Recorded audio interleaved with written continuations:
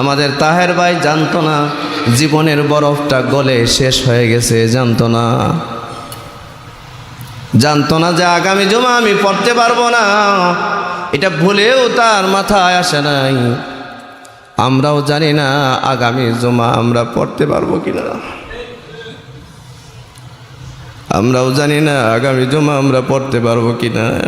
এই চোখের সামনে থেকে মানুষগুলো বিদায় হয়ে আমাদেরকে বাস্তব ওয়াজ করে, বাস্তব ওয়াজ, এটা কিতাবের ওয়াজ না, এটা বাস্তব ওয়াজ করে যে আমি গেলাম আপনি আসেন। এই দুনিয়া একটু কষ্ট করেন, সুদ ছাড়েন, একটু কষ্ট করেন, কষ্ট হইলেও অন্তত পক্ষে অনন্তকালের জাহান্নাম থেকে বেঁচে যাবেন, জাহান্নাম থেকে বেঁচে যাবেন। আল্লাহ তাআলা বোঝার তৌফিক দান করুন। আচ্ছা, একটা সুদখোর যে চিরকালের জাহান্নামী, কথাটা কি আমি বলছি না আল্লাহ বলছেন? ومن عاد فأولئك أصحاب النار هم فيها خالدون। এই হুম ফিহা খালিদুন শব্দটা কিন্তু কাফেরের পিছনে ব্যবহার করছেন আল্লাহ। হুম ফিহা খালিদুন শব্দটা মুশরিকের পিছনে ব্যবহার করছেন, আর এখানে সুদখোরের পিছনে ব্যবহার করছেন হুম ফিহা খালিদুন। এই সুদখোররা আল্লাহর বয়ান শুনবার পরেও যদি সুদের ব্যবসা না ছাড়ে তো এরা চিরকালের জাহান্নামী হবে। পৃথিবীর কত মানুষ আসলো গেল, আমরাও যাব।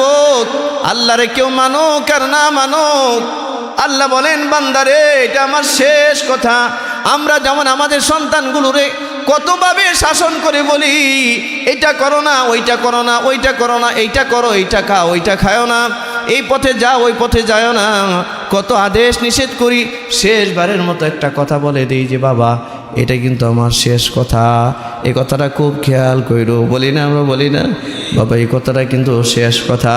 আল্লাহ যেন কোরআন মাজিদে বলেন রে মানুষ কত বয়ান করলাম তোমারে, তবে আমার এটা শেষ কথা। ওয়াত্তাকু ইয়াওমান তুরজাউনা ফীহি ইলাল্লাহ। তোমরা ওই দিনকে ভয় করো যেদিন তুমি তোমার রবের দিকে ফিরে যাবে। ওয়ালা খাউফুন আলাইহিম, যদি তুমি তওবা করো হাসরের মাঠে মাতাল হিসেবে, পাগল হিসেবে উঠাবার যে একটা ভয়, এই ভয় তোমার থাকবে না, আমি তোমার এই পাগল হিসাবে উঠাবো না। সুবহানাল্লাহ। ওয়ালা হুম ইয়াহজানুন, তোমার কোনো চিন্তাও থাকবে না, দুনিয়াতে যা রেখে এসেছো এইটার ব্যাপারে কোনো চিন্তাও থাকবে না। আল্লাহু আকবার। এরপর আল্লাহ তাআলা বলেন ইয়া আইয়ুহাল্লাযীনা আমানুত্তাকুল্লাহ, হে ঈমানদাররা ভয় করো আল্লাহরে। ভয় কারে করব? আল্লাহ। আপনাদের সামনে গত জমায় বলেছিলাম সুদের মতো একটা পাপ, এটার কিছু আলোচনা করেছিলাম, মনে আছে আপনাদের? শুনুন, পৃথিবীতে মানুষ চলতে ফিরতে অনেক সময় অনেক গুনাহ হয়। আল্লাহ তাআলা এখানে বলছেন, এর আগে তো আলোচনা হয়েছে, আল্লাহ বলছেন যে আমি ব্যবসাকে হালাল করেছি আর সুদটাকে হারাম করেছি। ওয়াহাল্লাল্লাহুল বাই'a ওয়া হাররামার রিবা, আমি ক্রয় বিক্রয় ব্যবসা বাণিজ্যকে হালাল করেছি আর সুদকে হারাম করেছি।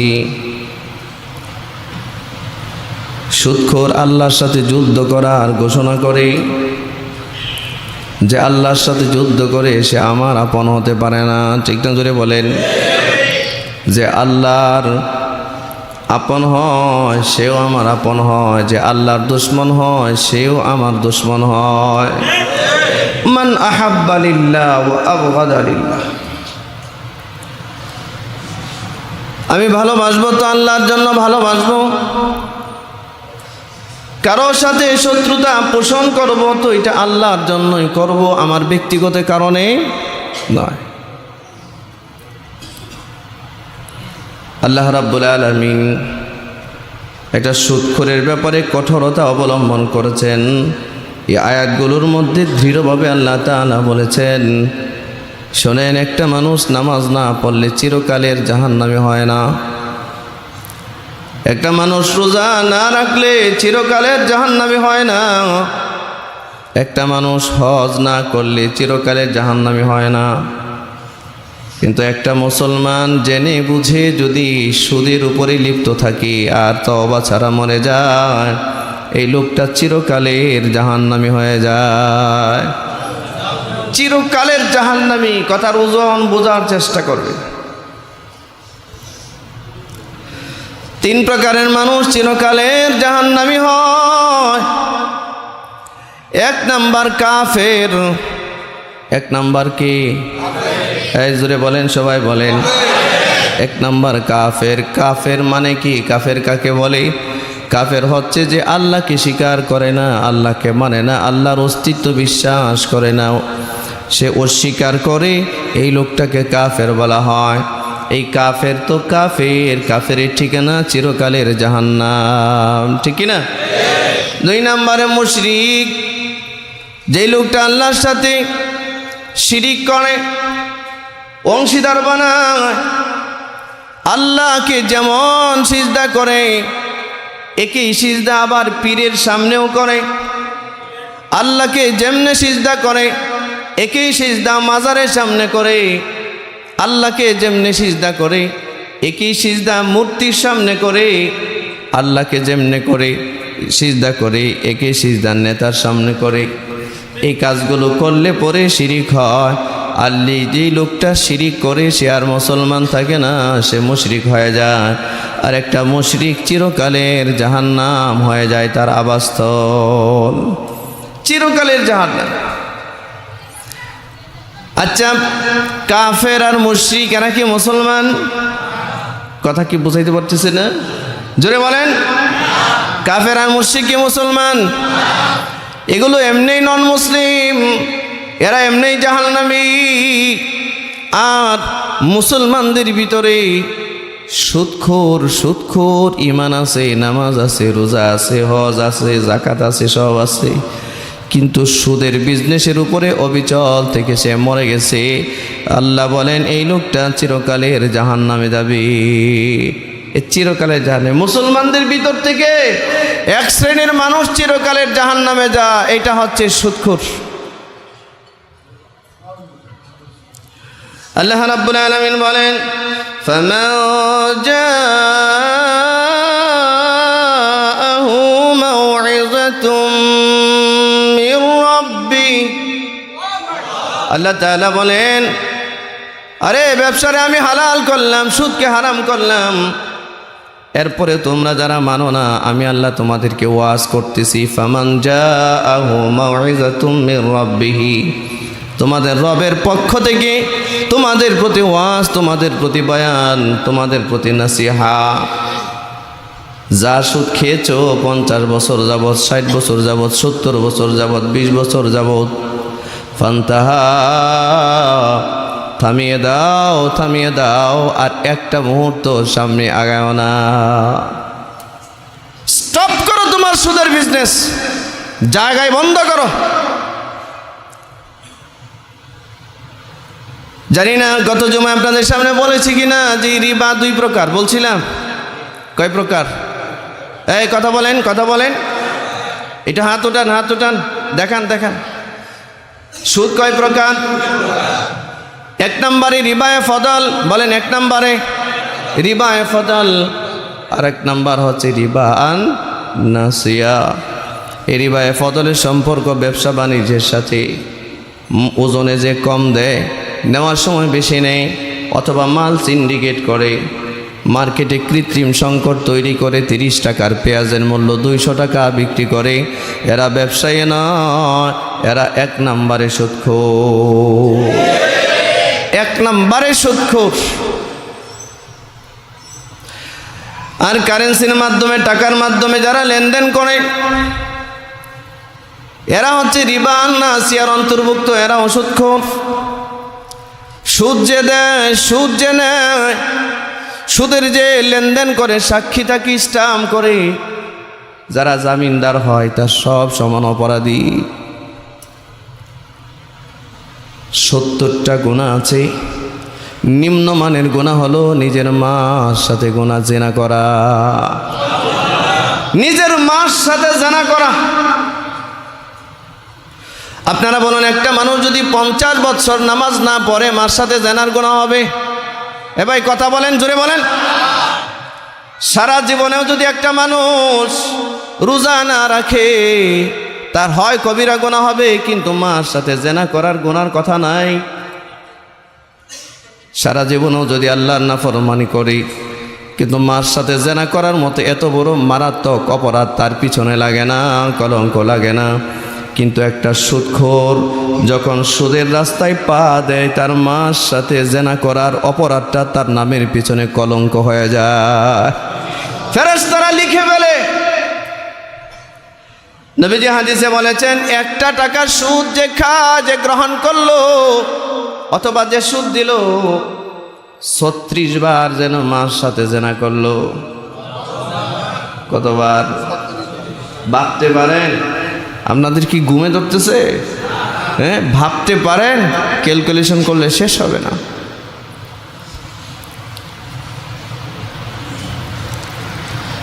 আমার ভাইয়েরা, এই জন্য বলছি, আমাদের সমাজে যদি একটা প্রস্টিটিউট মহিলা থাকে, আমাদের সমাজে যদি একটা চরিত্রহীনা মহিলা থাকে যে টাকার বিনিময়ে দেহ বিক্রি করে, এরকম একটা মহিলা যদি চিহ্নিত হয়, এলাকার সবাই জানে শোনে, এই মহিলাটা মারা গেলে তার জানাজা যদি মসজিদে আনা হয়, অবশ্যই আমি না করব যে আমি তার জানাজা পড়ব না, অথবা আর একজন না করবে যে তার জানাজা পড়বে না। আপনারাও বলবেন অনেকে যে এর জানার পরে লাভ কি, চলে যাই।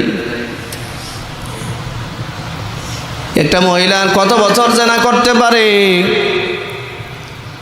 একটা সুদখোর যদি 1 বছর সুদ খায়, এই মহিলা 50 বছর জিনা করলে যা গুনাহ হবে, 1 বছরে সুদখোরের গুনাহ তার চেয়ে 1000 গুণ বেশি হবে। ওই মহিলার জানাজা আমরা পড়তে চাই না। আর সমাজের চিহ্নিত সুদখোররা মসজিদের প্রথম কাতারে বসে যায়, বিভিন্ন জায়গায় মসজিদ পরিচালনাও করে।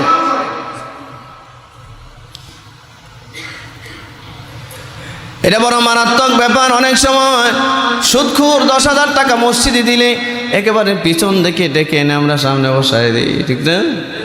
পারলে ইমাম সাহেবকে সরাই দিই। কেন? এটা হারাম, হারাম। জেনে শুনে সুদখোরের কোনো টাকা যদি মসজিদের কোনো কমিটি মূল ভবনে লাগায়, মসজিদের মূল ভবনে নির্মাণ কাজে লাগায়, মাদ্রাসার মূল ভবনে নির্মাণ কাজে লাগায়, এই মাদ্রাসা কমিটি, এই মসজিদ কমিটি জালিম হিসেবে হাসরের মাঠে দাঁড়াতে হবে। জালিম হবে, জালিম। সুদখোর কয়েকটা টাকা দিলেও সর্বোচ্চ টয়লেট বানানো যেতে পারে, এর চেয়ে বেশি কিছু না।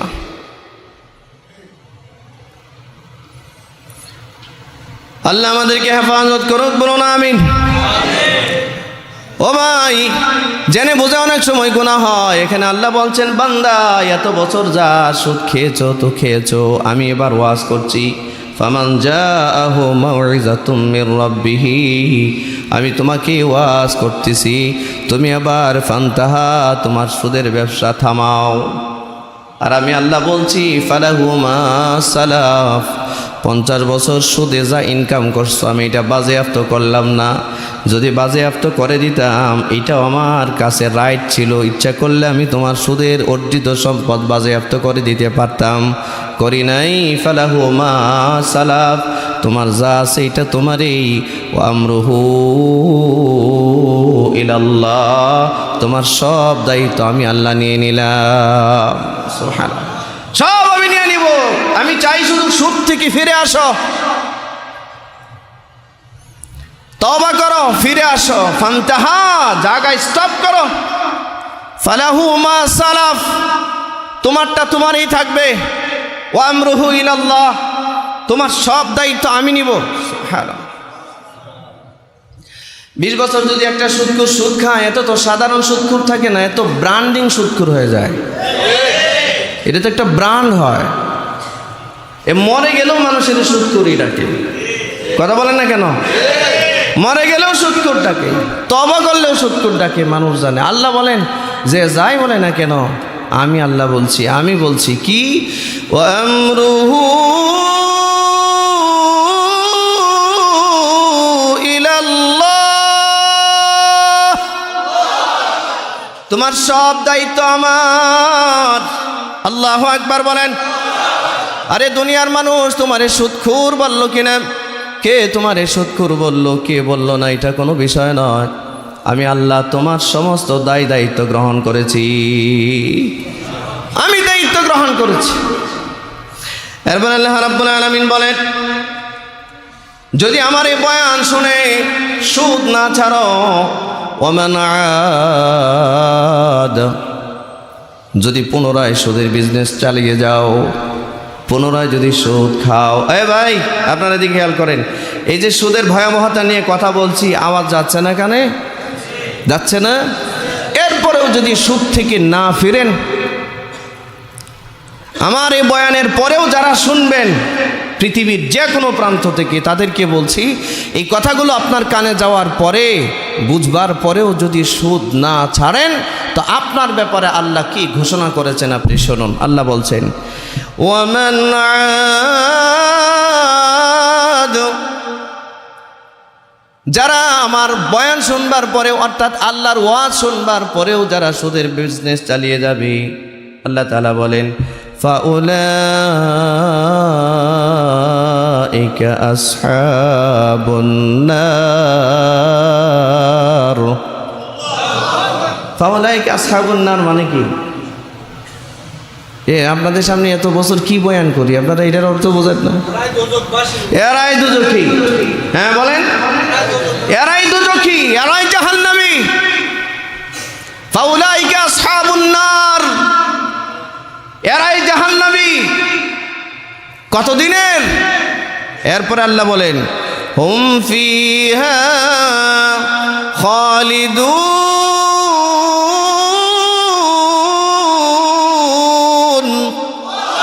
আল্লাহু আকবার। আসতে বলছেন কেন? জোরে বলেন। আল্লাহ তাআলা বলেন, হুম ফিহা খালিদুন, এরা চিরকালের জাহান্নামী। কত ভয়াবহ ব্যাপার, কত ভয়াবহ ব্যাপার জানি না। এইভাবে আল্লাহ কত সুন্দরভাবে বুঝাইয়া দিলেন, একটা সুদখোর চিরকালের জাহান্নামী হয়। এটা আমি বলছি না আল্লাহ বলছে? জোরে বলেন। আরে ভাই, দুনিয়াতে কষ্ট করি, সুখে থাকি, দুঃখে থাকি, আমি ধনী থাকি, গরিব থাকি, কোনোভাবে জীবন চলে যাবে। জাহান্নাম তো চিরকালের ঠিকানা, ওইটা তো সহ্য করতে পারবো না।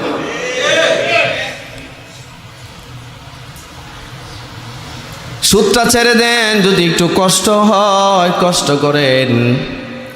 দুনিয়ার কষ্ট আর কতদিনের? বেশি দিন না। আমরা আর বেশি দিন দুনিয়াতে থাকবো না। আমাদের জীবনের বরফ গলে গলে এটা জমিনের সাথে লেগে গেছে। আমাদের হায়াতের মোমবাতি জ্বলতে জ্বলতে এটা জমিনের সাথে লেগে গেছে। আমাদের তাহের ভাই জানতো না জীবনের বরফটা গলে শেষ হয়ে গেছে, জানতো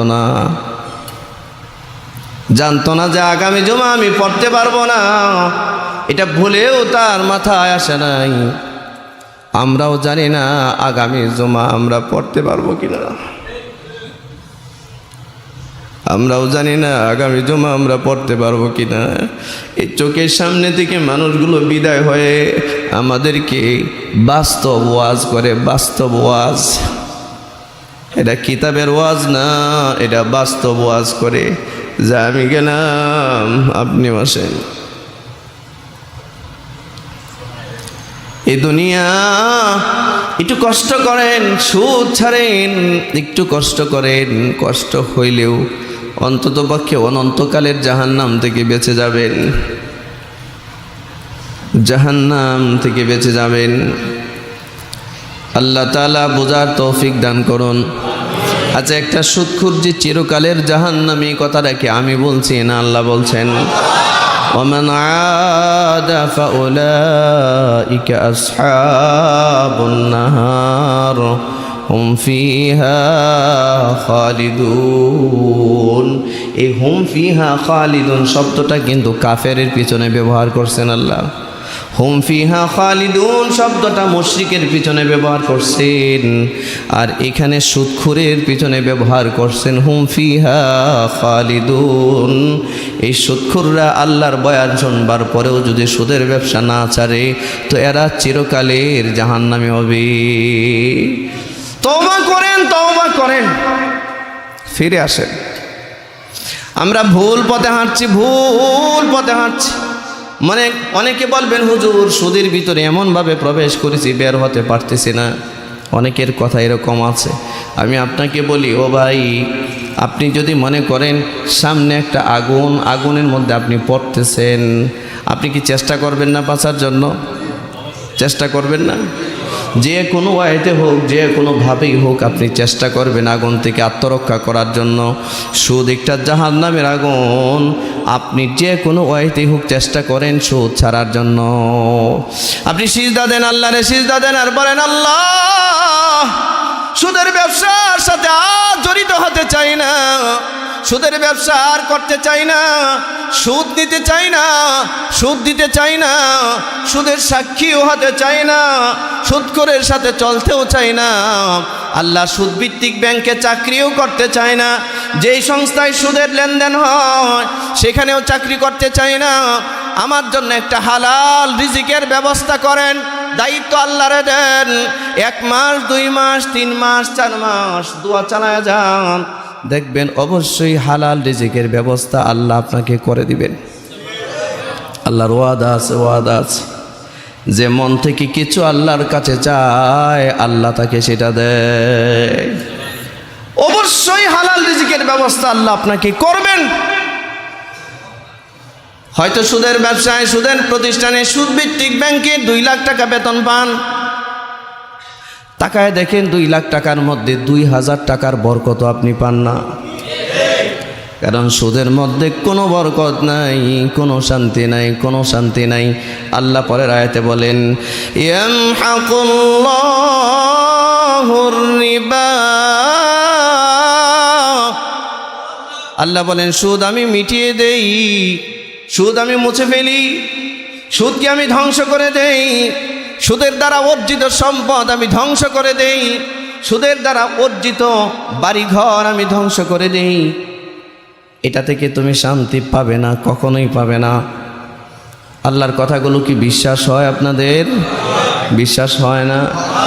আরে যদি বিশ্বাস না হয় সমাজের দিকে তাকিয়ে দেখুন, যতগুলো মানুষ সুদের সাথে জড়িত হয়েছে একটা মানুষও সুখে নাই, একটা মানুষও শান্তিতে নাই। এরপর আল্লাহ রাব্বুল আলামিন বলেন, ওয়ায়ুরবিস সাদাকাত,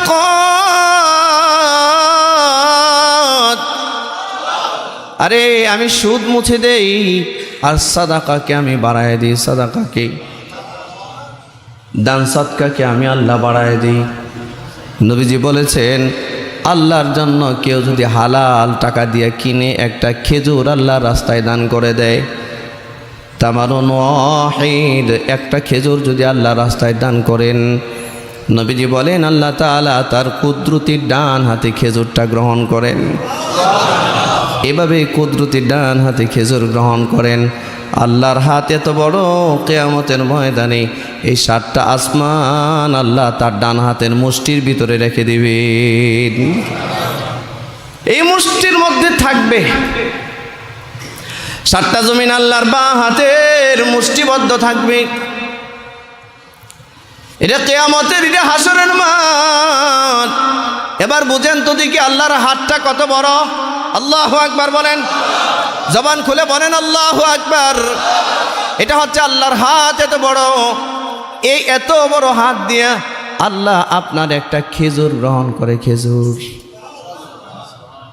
নবীজি বলেন এই খেজুরটা আল্লাহ তাআলা বাড়াইতে থাকে, সাদাকা আল্লাহ বাড়াইতে থাকে, বাড়াইতে বাড়াইতে বাড়াইতে বাড়াইতে বাড়াইতে বাড়াইতে এত দূর বাড়ায় রসুল বলেন যেমন একটা গাভীর ঘর থেকে একটা বাছুর হয়, বাছুরের ঘর থেকে বাছুর হয়, বাছুরের ঘর থেকে বাছুর হয়, ধারাবাহিকতা যেমন অব্যাহত থাকে, এক গাভী থেকে হাজারো লাখো বাছুরের জন্ম হয়। তুমি যে একটা খেজুর আল্লাহ রাস্তায় দিলা, মসজিদ মাদ্রাসায় দান করলা একটা টাকা, এই টাকাটা আল্লাহ তার ডান হাতে কবুল করেন। এইটা তোমার জন্য বাড়ায় দুনিয়ার সুদ ভিত্তিক ব্যাংকেও 1 লাখ টাকা রেখে দিলে 10 বছর পরে আপনারে সুদ দিবে আরও 1 লাখ টাকা, ঠিক না? ডাবল সুদ দিয়া দিবে, মূলধন থেকেই যাবে।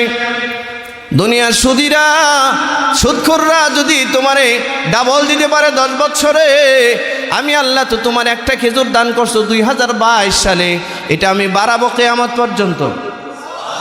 সুবহানাল্লাহ, জোরে বলেন। বাড়াবো কিয়ামত পর্যন্ত। এটা এত দূর বাড়বে, মিজানের পাল্লার সামনে যখন তুমি দাঁড়াবে, তাকিয়ে দেখবে মিজানের পাল্লার মধ্যে একটার পর একটা উহুদ পাহাড় পরিমাণ সওয়াব শামিল হইতেছে। একের পর এক উহুদ পরিমাণ সওয়াব সেখানে যুক্ত হচ্ছে। মানুষ অবাক হবে যে ইবাদত আমি করি নাই। আল্লাহ বলবেন এটাই তোমার ইবাদত। বাইতুল আমান জামে মসজিদে কত টাকা আপনারা দান করেছেন, কত মাদ্রাসায়, কত মসজিদে, কত ফকির মিসকিনকে দান করেছেন। মনে করেন না এগুলো বেকার? এক একটা টাকা এক একটা উহুদ পাহাড় পরিমাণ সওয়াব হয়ে ফেরত আসবে। রাসূলের এই ওয়াদাগুলো কি সত্য মনে হয় না? সত্য মনে হয় না এগুলো? প্রিয় ভাইয়েরা আমার, এরপর আল্লাহ রাব্বুল আলামিন বলেন আল্লাহু লা ইউহিব্বু কুল্লা কাফফারিন আসীম। আল্লাহ তাআলা কোনো কাফেরকে, কোনো পাপাচারীকে ভালোবাসেন না। এরপর আল্লাহ রাব্বুল আলামিন বলেন ইন্নাল্লাযীনা আমানু ওয়া আমিলুস সালিহাত, নিশ্চয়ই যারা ঈমান আনে, অর্থাৎ এখানে বুঝাইছেন নিশ্চয়ই যারা সুদ থেকে তওবা করে ঈমান আনে, নতুন করে কালিমা পড়ে। ভাই, একটা মানুষ যদি জেনা করে, রাসূল বলেন জেনা করবার সময় তার ঈমান থাকে না, ঈমান উপরে উঠে যায়। তো একটা লোক 1 টাকা সুদ খাইলে 36 বার জেনা হয়, তো এর ঈমান কেমনে থাকে আমারে বলেন? সুদ তো চক্রবৃদ্ধি হারে বাড়ে, এর ঈমান কেমনে থাকে? এই জন্য আল্লাহ বলেন ইন্নাল্লাযীনা আমানু, নিশ্চয়ই যারা ঈমান আনে, ওয়া আমিলুস সালিহাত, এবং নেক আমল করা শুরু করে, ওয়া আকামুস সালাহ, আর নামাজ কায়েম করে, ওয়া আতাউজ যাকাত, এবং যাকাত প্রদান করে। সুদখোর কিন্তু যাকাত দেয় না। সুদখোর তো মানুষ থেকে সুদ আনে, এ যাকাত আবার কিসের দিবি? হারাম টাকার আবার কিসের যাকাত? যাকাত তো হালাল টাকার। আমার ভাইয়েরা, আল্লাহ বলেন এতদিন মানুষের কাছ থেকে টাকা এনেছো, এখন তুমি দাও, এখন যাকাত দাও। ওয়া আতাউজ যাকাত, এখন তুমি যাকাত দিয়ে দাও। আল্লাহ রাব্বুল আলামিন বলেন যদি এটা করতে পারো, লাহুম আজরুহুম ইনদা রাব্বিহিম, তাহলে তোমাদের জন্য তোমাদের রবের কাছে বিনিময় আছে, বিনিময়। সুবহানাল্লাহ, তোমার আল্লাহর কাছে বিনিময় আছে। আরে সুদ ছেড়ে দিলে আল্লাহর কাছে বিনিময় আছে, নামাজ পড়লে, নেক আমল করলে, যাকাত দিলে বিনিময় আছে। বিনিময়টা দিবেন কে? বিনিময় দিবেন কে? আল্লাহ যত বড়, তার বিনিময় তত বড়, ঠিক না? জোরে বলেন, জোরে বলেন। আল্লাহ যত বড়, তার পক্ষ থেকে হাদিয়া তত বড়। আল্লাহ যত বড়, তার থেকে বান্দাকে আযাব দেওয়াটাও তত বড়। সবই বড়, মনে রাখতে হবে। সে আল্লাহ বলেন লাহুম আজরুহুম ইনদা রাব্বিহিম, তোমাদের রবের পক্ষ থেকে তোমাদের জন্য বিনিময় আছে, আজর আছে, প্রতিদান আছে, প্রতিদান। সুবহানাল্লাহ। এরপর আল্লাহ রাব্বুল আলামিন বলেন ওয়ালা খাউফুন আলাইহিম ওয়ালা হুম ইয়াহজানুন। আল্লাহু আকবার বলেন। আল্লাহ এখানে 2টা সংবাদ দেয়া বলেন হে সুদখোর, শুরুতে বলেছিলাম আল্লাযীনা ইয়াকুলুনার রিবা লা ইয়াকুমুনা ইল্লা কামা ইয়াকুমুল্লাযী ইয়াতাখাব্বাতুহুশ শাইতানু মিনাল মাস। শুরুতে আল্লাহ শুরুতে বলেছিলেন যারা সুদ খায় এদেরকে হাসরের মাঠে আল্লাহ মাতাল হিসাবে উঠাবে। মনে আছে তো আপনাদের? আল্লাহ এখানে বলেন ওয়ালা খাউফুন আলাইহিম, যদি তুমি তওবা করো হাসরের মাঠে মাতাল হিসাবে পাগল হিসেবে উঠাবার যে একটা ভয়, এই ভয় তোমার থাকবে না, আমি তোমার এই পাগল হিসাবে উঠাবো না। সুবহানাল্লাহ। ওয়ালা হুম ইয়াহজানুন, তোমার কোনো চিন্তাও থাকবে না, দুনিয়াতে যা রেখে এসেছো এইটার ব্যাপারে কোনো চিন্তাও থাকবে না। আল্লাহু আকবার। এরপর আল্লাহ তাআলা বলেন ইয়া আইয়ুহাল্লাযীনা আমানুত্তাকুল্লাহ, হে ঈমানদাররা ভয় করো আল্লাহরে। ভয় কারে করব? আল্লাহ। জবান খোলেন, সবাই বলেন ভয় করব কাকে? আল্লাহ। শোনেন, আল্লাহর ভয় মানুষকে গুনাহ থেকে বিরত রাখে। আল্লাহর ভয়ে পাপ ছাড়া যায়। বলেন সবাই, জবান খুলে বলেন আল্লাহর ভয়ে কি ছাড়া যায়? এই জবানটা একটু খুলে সবাই বলেন তো, আল্লাহর ভয়ে কি ছাড়া যায়? যার ভিতরে আল্লাহর ভয় নাই সে হেরেমের চত্বরে বসেও চুরি করে। যার ভিতরে আল্লাহর ভয় নাই হেরেমের চত্বরে হাজিরা তওয়াফ করে সেখানে পকেট মারে। এর ভিতরে আল্লাহর ভয় নাই। আবার যার ভিতরে আল্লাহর ভয় আছে এ যদি নাফরমানদের আড্ডাখানার ভিতরে থাকি, আজানটা হইলে কেউ তারে আটকায় রাখতে পারে না। সাথে সব মানুষ মদ খায়, সে মদের বোতলের দিকে তাকায়ও দেখে না। ঠিক না? জোরে বলেন কেন? এটা কেন? সে আল্লাহরে ভয় করে। ঠিক না? আল্লাহ মদকে হারাম করেছেন, এই জন্য মদের দিকে তাকায়ও দেখে না। এটা আল্লাহর ভয়। আল্লাহর ভয়ে মানুষ পাপ ছাড়তে পারে, আল্লাহর ভয়ে গুনাহ ছাড়া যায়, আর আল্লাহর মহব্বতে ইবাদত করা যায়। বলেন, আবার বলেন আল্লাহর মহব্বতে, জবান খুলে বলেন আল্লাহর মহব্বতে ইবাদত করা যায়, আল্লাহর ভয়ে গুনাহ ছাড়া যায়। হ্যাঁ, কথা বলেন, আল্লাহর ভয়ে আর আল্লাহর মহব্বতে। একটা মানুষ যখন আল্লাহরে ভয় করে গুনাহ ছেড়ে দেয়, তখন আল্লাহ তার আরশ থেকে একটা ভালোবাসার রশি, মহব্বতের রশি তার কলিজায় ঢেলে দেয়। তখন একটা ভালোবাসার সম্পর্ক আল্লাহর সাথে তৈরি হয়। নামাজে দাঁড়ায়, অর্থ নাই, সম্পদ নাই, দামি একটা জায়নামাজও নাই, দামি একটা বাসায়ও থাকে না, ভাঙ্গা করে করে নামাজে দাঁড়ায়। জায়নামাজে দাঁড়াইতে দেরি, চোখ থেকে পানি আসতে দেরি হয় না। এটা হচ্ছে আল্লাহর মহব্বত, তার দিলি আল্লাহর মহব্বত। এই মহব্বতের কারণে এমন একটা বন্ধন আল্লাহর সাথে তৈরি হয় যে ইবাদত শুধু তখন মজাই লাগে, মজাই লাগে, মজাই লাগে। লজ্জত ইবাদতের জন্ম হয়, ইবাদতের স্বাদ অনুভব করা শুরু করে। আর যে আল্লাহরে ভয় করে না, লোক দেখানো ইবাদত করে, 50 বছর নামাজ পড়লেও নামাজে কোনো মজা পায় না। ঠিক না? ইবাদতের স্বাদ পায় না। আমার প্রিয় ভাইরা, তো এই কথাটা একটু মনে রাখেন, আল্লাহর ভয়ে কি ছাড়া যায়? এই সবাই জবান খুলে বলেন আল্লাহর ভয়ে কি ছাড়া যায়? আর আল্লাহর মহব্বতে কি করা যায়? আল্লাহর মহব্বতে ইবাদত করা যায়, আল্লাহর ভয়ে গুনাহ ছাড়া যায়। এই দুইটার সম্পদ কোনো মানুষ যদি অর্জন করে, সে জামানার শাহজালাল হবে, শাহজালাল, জামানার ওলি হবে, ওলি। আল্লাহর ভয় থাকলে আপনার আমার বয়ান লাগবে না, পুলিশ, র্যাব, আর্মি, বিজিবি লাগবে না, এমনি মানুষটা অপরাধ করবে না। ঠিক না? আল্লাহর ভয় যার নাই, আপনারা ধরে হয়তো গ্রেফতার করে জেলখানায় নিয়ে যান একটা শেষকা চুরকে। এই শেষকা চুর আল্লাহর ভয় না থাকবার কারণে জেলখানা থেকে পূর্ণ একটা ডাকাত হয়ে বের হয়।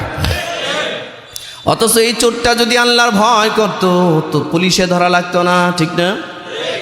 এমনি সব অপরাধ ছেড়ে দিত। এই জন্য আল্লাহর ভয়, এই কথাটা আল্লাহ বলছেন ইয়া আইয়ুহাল্লাযীনা আমানুত্তাকুল্লাহ, হে ঈমানদাররা আল্লাহরে ভয় করো। সুবহানাল্লাহ। এরপর আল্লাহ তাআলা বলেন ওয়াদারু, এবার সুদের প্রসঙ্গটা আবার একটু সামনে এনে বলেন। আমি আজকে এটা শেষ করছি কেন, আগামী জুমায় আর এই বিষয়টা আনবো না, এই জন্য এটা শেষ করছি। আল্লাহ তাআলা বলেন ওয়াদারু, তুমি ছেড়ে দাও মা বাকিয়া মিনার রিবা ইন কুনতুম মুমিনিন, তুমি যদি মুমিন হয়ে থাকো, সত্যিকার ইমানদার যদি হয়ে থাকো, অর্থাৎ তওবা করে যদি ঈমান এনে থাকো, তাহলে তুমি সুদের লাভের অংশ ছেড়ে দাও। ও ভাই, সুদের কোন অংশ ছাড়তে বলছে? মূলধন ছাড়তে বলছে না লাভ ছাড়তে বলছে? লাভ ছাড়তে বলছে। খেয়াল করেন, আমি এত ব্যাখ্যা দিতে পারবো না, এখন শুধু তর্জমাটা শেষ করব। এরপর আল্লাহ রাব্বুল আলামিন বলেন, এখানে বুঝায়া দিয়া বললেন যে তুমি সুদের লাভের অংশটা ছাড়ো। ওয়াযারু মা বাকিয়া মিনার রিবা ইন কুনতুম মুমিনিন, যদি তুমি ইমানদার হয়ে থাকো তাহলে সুদের লাভের অংশটা ছেড়ে দাও। মনে রাখবেন, একটা মানুষ ব্যক্তিগতভাবে যদি সুদখোর হয়, জীবন অশান্ত হয়ে যায়। একটা মানুষ যদি পারিবারিকভাবে সুদখোর হয়, যেমন আমাদের সমাজে একদম পুরুষদের তুলনায় এখন মহিলারাও সুদের ব্যবসার সাথে জড়িত হয়েছে। এমন মহিলা আছে স্বামীর কাছে সুদ খায়, নিজের টাকা নিজের স্বামী দিয়ে ওখান থেকে সুদ গ্রহণ করে, এমনও আছে। কোনো পরিবারে যদি সুদের বিজনেস চালু হয়, এই পরিবার ধ্বংস হয়ে যায়। কোনো সমাজে যদি সুদ ব্যাপক প্রচলন হয়, এই সমাজে আল্লাহর আযাব আসে, আযাব শান্তি থাকে না, চুরি ডাকাতি চিন্তায় রাহাজানি বেড়ে যায়, অন্যায় অনাচার অত্যাচার বেড়ে যায়। কোনো রাষ্ট্রে যদি সুদের অর্থনীতির উপরে কায়েম থাকে, সুদভিত্তিক অর্থনীতি পরিচালনা করে, এই রাষ্ট্রের মধ্যে মারামারি হানাহানি দাঙ্গা হাঙ্গামা লেগেই থাকবে, কখনো এটা বন্ধ হবে না, অশান্তি চলবেই। লম্বা লম্বা বয়ান যতই দেখ না কেন, এই সময় লাভ নাই, ভিতরে আগুন জ্বলে আগুন। সুদ মানুষকে এভাবে আগুন ধরায় দেয়, আগুন। ও আমার ভাইরা, আল্লাহ রাব্বুল আলামিন বলেন, বান্দা ওয়াযারু মা বাকিয়া মিনার রিবা ইন কুনতুম মুমিনিন, তোমার সুদের লাভের অংশটা তুমি ছেড়ে দাও। কোন অংশ ছাড়তে বলছে? লাভের অংশ। এরপর আল্লাহ বলেন ফা ইন লাম তাফআলু, যদি লাভের অংশ না ছাড়ো, ফাযানু, প্রস্তুত হও, প্রস্তুত হও, বিহারবিন মিনাল্লাহি ওয়া রাসূলি, আল্লাহ এবং তার রাসূলের সাথে যুদ্ধ করার প্রস্তুতি গ্রহণ করো। পারবেন? পারবেন? নমরুদ চেষ্টা করছিল, পারছে? ফাযানু বিহারবিন মিনাল্লাহি ওয়া রাসূলি, আল্লাহ বলেন সুদের লাভের অংশ যদি তুমি না ছাড়ো, তাহলে আল্লাহ এবং তার রাসূলের সাথে যুদ্ধের প্রস্তুতি গ্রহণ করো। এটার মানে কি? এটার মানে তুমি ধ্বংস হবে, ধ্বংস হবে, এতে কোনো সন্দেহ নাই। এরপরে আল্লাহ রাব্বুল আলামিন বলেন ওয়া ইন তুবতুম, সত্যিকারে যদি তুমি তওবা করে থাকো, তো ফালাকুম রুউসু আমওয়ালিকুম, তোমার যে মূলধন যা আছে মূলধনটা তোমারই থাকবে। আমি বলছি না যে তুমি মূলধন দিয়া দাও, আমি বলছি লাভের অংশ ছেড়ে দাও। সুবহানাল্লাহ।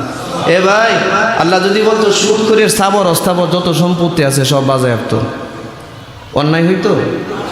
বলেন না কেন?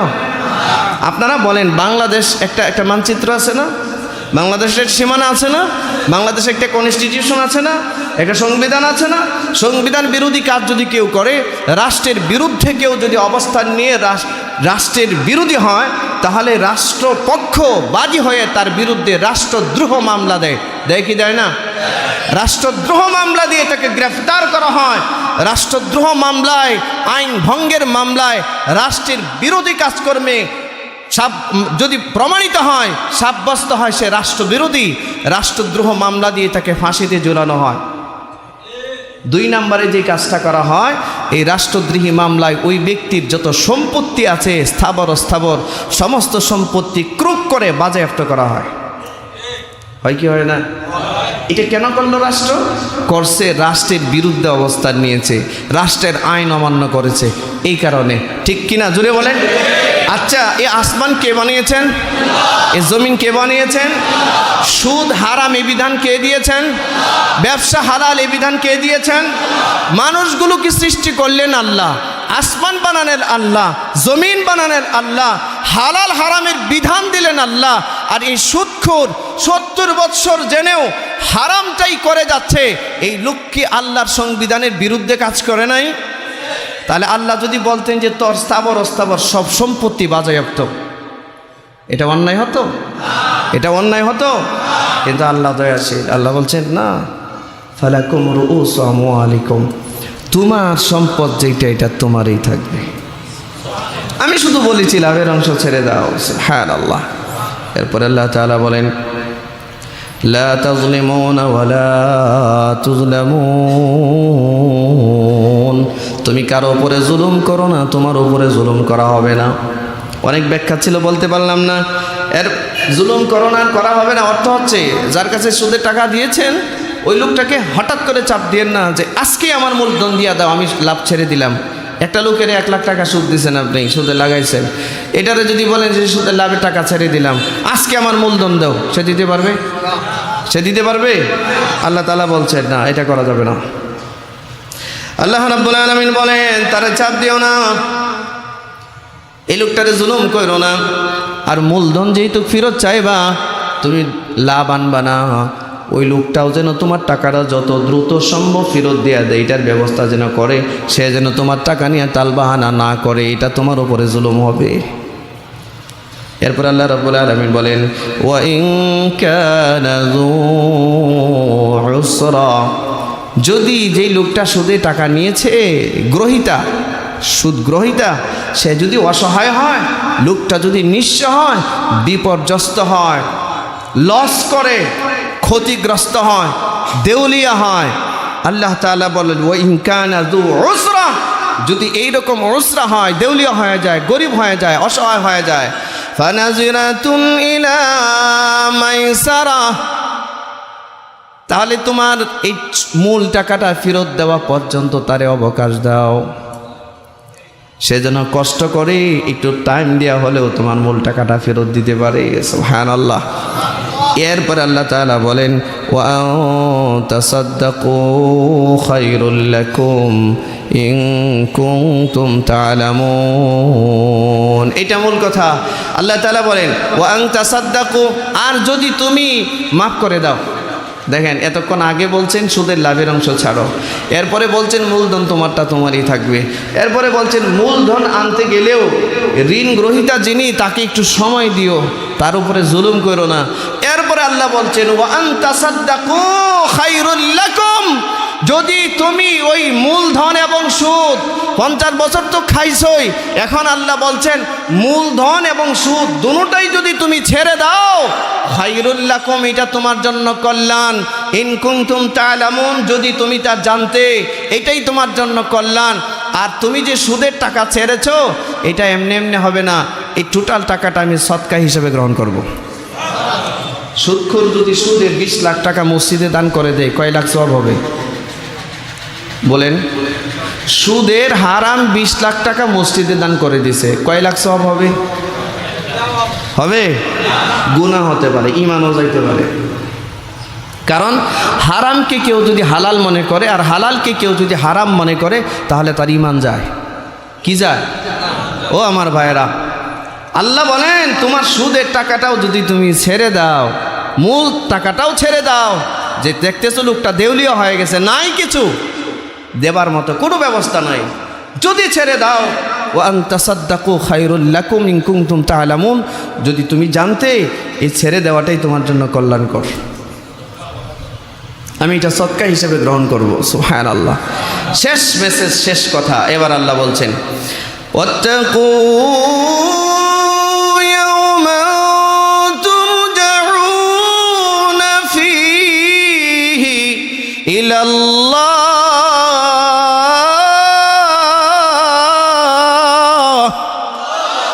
জবানটা খুলে চিৎকার করে বলেন আল্লাহু আকবার। আল্লাহ বলেন ওয়াত্তাকু ইয়াওমান, হে দুনিয়ার মানুষ, ওই দিনটাকে ভয় করো, যেদিন তুরজাউনা ফীহি ইলাল্লাহ, যেদিন তোমাদের সকলের তোমাদের রবের কাছে ফিরে যেতে হবে, ওই দিন ভয় করো। সুম্মা তুওয়াফা কুল্লু নাফসিম মা কাসাবাত ওয়া হুম লা ইউযলামুন। ওই দিন তোমার জীবনের সবগুলো হিসাব কিতাব তোমারে বুঝিয়ে দেওয়া হবে, তোমার উপরে জুলুম করা হবে না। এটা কোরআনে কারিমের শেষ আয়াত, শেষ নাজিল করা আয়াত। কোরআনে কারিমের এটা শেষ নাজিল করা আয়াত। এই আয়াতের পরে আর কোনো আয়াত আল্লাহ নাজিল করে নাই। এই আয়াতটা নাজিল হওয়ার 7 দিন পরেই নবীজি ইন্তেকাল করেন। এই আয়াতটা নাজিল হওয়ার 7 দিন পরে নবীজি ইন্তেকাল করেন। এটা শেষ মেসেজ দুনিয়ার মানুষের প্রতি। দুনিয়ার মানুষকে শেষ কথা বলে দিলেন, বান্দারে কোরআন মাজিদে কত হালাল হারামের বিধান দিলাম, কতজনকে ডাকলাম, ইয়া আইয়ুহান নাস, ইয়া আইয়ুহান নাস বলে কত মানুষে আমি আল্লাহ ডেকেছি, ওয়াজ করেছি, বয়ান করেছি। ইয়া আইয়ুহাল ইনসান قد جاءكم برهان من ربكم يا أيها الإنسان يا أيها الناس قد جاءكم برهان من ربكم يا أيها الإنسان ما غرك بربك الكريم বলে আমি কত মানুষকে ডেকেছি। ইয়া আইয়ুহাল্লাযীনা আমানু বলে আমি কত ঈমানদারকে ডেকেছি, কত বিধান দিয়েছি, কত হালাল হারামের বিধান দিয়েছি। আমি নামাজের বয়ান করেছি, রোজার বয়ান করেছি, আমি হজের বয়ান করেছি, আমি পর্দার বয়ান করেছি, সবই করেছি। আরে বান্দা, আমি তোমাকে জান্নাতের রাস্তা দেখিয়েছি, জাহান্নামের রাস্তা দেখিয়েছি। তোমাদেরকে বিভিন্ন রূপে বিভিন্ন জায়গায় প্রেরণ করেছি। কাউকে আমেরিকান বানিয়েছি, কাউকে আফ্রিকান বানিয়েছি, কাউকে ইউরোপিয়ান বানিয়েছি, কাউকে আরাবিয়ান বানিয়েছি, কাউকে এশিয়ান বানিয়েছি, কাউকে নারী বানিয়েছি, কাউকে পুরুষ বানিয়েছি। আমার শেষ কথা তোমাদের প্রতি, ওয়াত্তাকু ইয়াওমান তুরজাউনা ফীহি ইলাল্লাহ। হে বান্দা, এটা আমার শেষ কথা, এরপরে আর কোনো কথা আমি বলবো না। কোরআনে কারিমের শেষ নাজিল করা আয়াত, এরপরে আর কোনো আয়াত আল্লাহ নাজিল করেন নাই। আর এই আয়াতটায় একটা দরদ নিয়ে আল্লাহ একটা ডাক দিছেন, দিয়া বলছেন ওয়াত্তাকু ইয়াওমান, মানুষ ওই দিনটারে ভয় করো, তুরজাউনা ফীহি ইলাল্লাহ, যেদিন তুমি তোমার রবের কাছে ফিরে যাবে। পৃথিবীর এমন কে আছে যে সে তার রবের কাছে ফিরে যাবে না? বলেন তো, কে আছে? এই যে একজন গত জুমায় আমাদের সাথে ছিল, আজকে চলে গেছে রবের কাছে। গত জুমায় আমার সামনে ছিল, চলে গেছে রবের কাছে। পৃথিবীর কত মানুষ আসলো গেল, আমরাও যাব। আল্লাহরে কেউ মানুক আর না মানুক, আল্লাহ বলেন বান্দারে এটা আমার শেষ কথা। আমরা যেমন আমাদের সন্তানগুলোরে কতভাবে শাসন করে বলি, এটা করো না, ওইটা করো না, ওইটা করো না, এইটা করো, এইটা খাও, ওইটা খাও না, এই পথে যাও, ওই পথে যাও না, কত আদেশ নিষেধ করি। শেষবারের মতো একটা কথা বলে দিই যে বাবা এটা কিন্তু আমার শেষ কথা, এই কথাটা খুব খেয়াল কইরো। বলি না আমরা, বলি না বাবা এই কথাটা কিন্তু শেষ কথা। আল্লাহ যেন কোরআন মাজিদে বলেন, রে মানুষ কত বয়ান করলাম তোমারে, তবে আমার এটা শেষ কথা। ওয়াত্তাকু ইয়াওমান তুরজাউনা ফীহি ইলাল্লাহ, তোমরা ওই দিনকে ভয় করো যেদিন তুমি তোমার রবের দিকে ফিরে যাবে। ওই দিন ভয় করো গোলাম, যেদিন তুমি তোমার রবের দিকে ফিরতে হবে। একটু খেয়াল করেন, যত স্বপ্নের জগৎ আমরা সাজিয়েছি, সব জগৎ হঠাৎ করে আমার চোখের বাইরে চলে যাবে। আমি একটা রাস্তা দিয়ে মালিকের দরবারে যেতে হবে। এই কথাটা বললেন আল্লাহ। এই কথা বলে কোরআন মাজিদ সমাপ্ত করলেন, শেষ করলেন কোরআন মাজিদ। আর কোনো আয়াত আল্লাহ নাজিল করেন। সারা পৃথিবীর মানুষের প্রতি আল্লাহর শেষ কথা যে হে মানব জাতি, ওয়াত্তাকু ইয়াওমান তুরজাউনা ফীহি ইলাল্লাহ, ওই দিনকে ভয় করো যেদিন তোমরা সকলে মিলে রবের দিকে ফিরে যেতে হবে। এর বিকল্প কোনো ব্যবস্থা মানুষের হাতে মানেন আর না মানেন আল্লাহর কথা, সুদ ছাড়েন আর না ছাড়েন, ঘুষ ছাড়েন আর না ছাড়েন, আরে মুমিন হন আর না হন, আপনি নেককার হন আর বদকার হন, নারী হন আর পুরুষ হন, সব একদিন মালিকের কাছে যেতেই হবে আমাদের। লাগবে না? আসেন ওই দিনকে ভয় করি। আমার কথাগুলো যদি বুঝে থাকেন, মনে করছেন, যদি কেউ মনে করেন যে হুজুর আমাকে কষ্ট দিয়ে কথা বলেছেন, আমারে মাফ করে দিবেন, আমি কাউকে কষ্ট দেওয়ার জন্য বলি নাই। আমি শুধু বলছি আসেন আমরা সবাই মিলে এই সুদের ভয়াবহ কাজকর্ম আমরা ছেড়ে দিই। পারবো ইনশাআল্লাহ? আর আল্লাহর কাছে সাহায্য চান, আল্লাহ আমি সুদে জড়িত হয়ে গেছি, বেরোতে পারছি না, আপনি আমাকে বের হওয়ার তৌফিক দেন, হালাল রাস্তা দেখান, হালাল ব্যবসা দেখান। দেখবেন একটা সময় আল্লাহর রাস্তা অবশ্যই আল্লাহ আপনার জন্য বের করে দিবেন ইনশাআল্লাহ। ওয়া মা আলাইনা ইল্লাল বালাগ।